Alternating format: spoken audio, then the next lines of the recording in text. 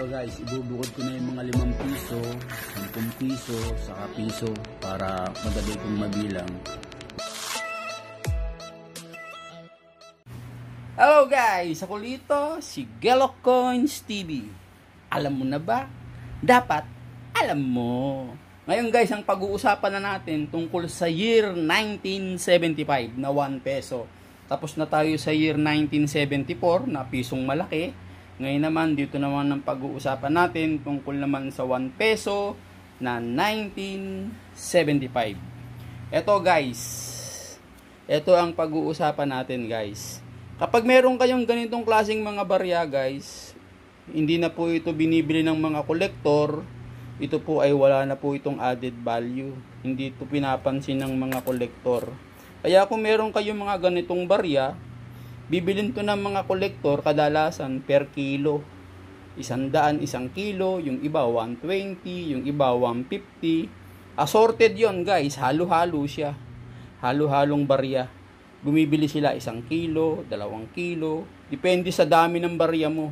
Tapos depende din sa kolektor. Yung iba 100, may 120, may 150. Ang bilin nila. Yung mga ganito guys ha, yung mga pangit na. Kaya kung may ganito kayo, wag na kayong umasa na meron kayong mapanood na bumibili ng ganitong klaseng barya sa mataas na halaga. Wag po kayong maniniwala, ito po ay wala ng added value. Hindi na po ito pinapansin ng mga kolektor. Ang binibili po ng mga kolektor guys, yung mga ganito ang kondisyon. Yan guys. Kung meron kayong mga ganito ang kondisyon, yan, sigurado ako guys, yan, magme-message sila sa inyo. Yan, bilhin ko na yan, sabi niya, magkano yan, yan. Yung mga ganito guys, binibili to. Kaya kung meron kayong mga ganitong kondisyon, yan, sigurado ako guys, bibilin to guys. Alam nyo kung bakit binibili yan guys? Yung iba kasi binubuo nila yan guys. Kahit common lang yan guys ha. Marami ang lumabas niyan. Common lang yan. Pero may added value yan. Dito kasi guys, merong iba kasi binubuo. Bubuin nila yung year mula 1975 hanggang 1982. Yung iba naman, dito nilalagay. Yan, napansin nyo.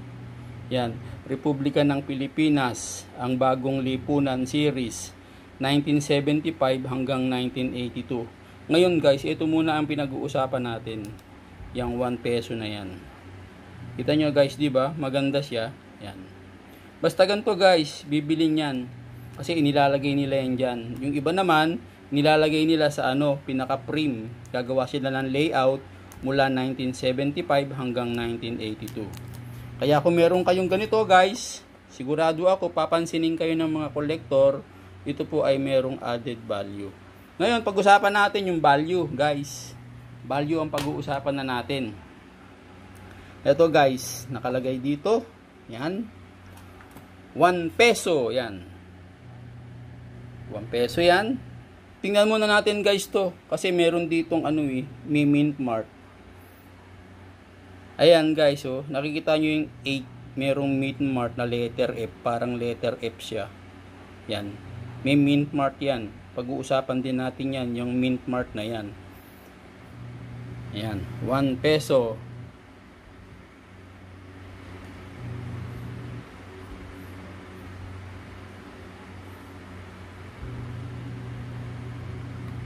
Dito na tayo guys, yan.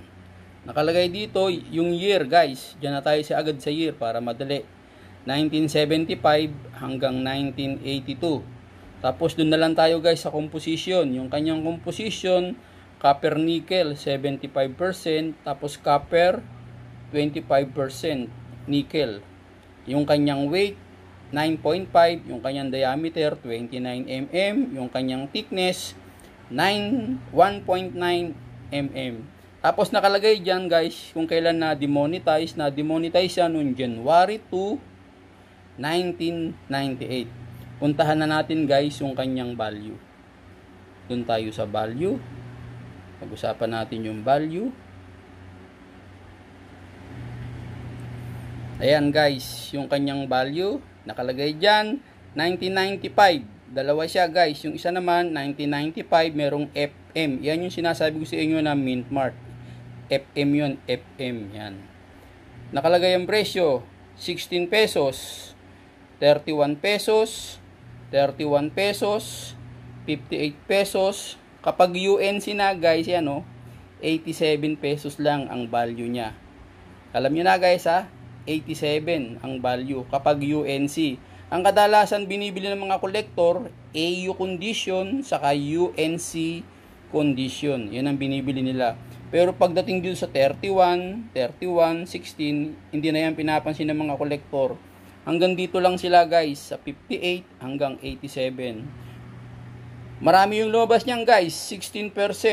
Tingnan natin, 40 million. Common na common yan guys. Napakaraming lumabas, 40 million pieces. Tingnan natin yung isa pa. Ayan, nakalagay dito naman, UNC, 260 guys. Yan 260, yan yung sinasabi ko sa inyo na merong mint mark. Nakalagay dyan, 4%. Ang ginawa, 146,877 pieces ang ginawa. Tingnan natin, yan nakalagay dyan, uncirculated dapat. Nakalagay dyan, proof special uncirculated. Kaya ang value niya, 260. Ito yung merong mint mark guys, na nakalagay dyan na FM. Kaya titingnan ninyo yung likod guys, kung meron nakasulat na FM. Pero kadalasan, ito ang lumabas. Marami kasi ito Yan 58 hanggang 87 pesos. Alam nyo na guys pagka meron kayong mga barya na ganito ang kondisyon, yan, bibilin to ng mga kolektor.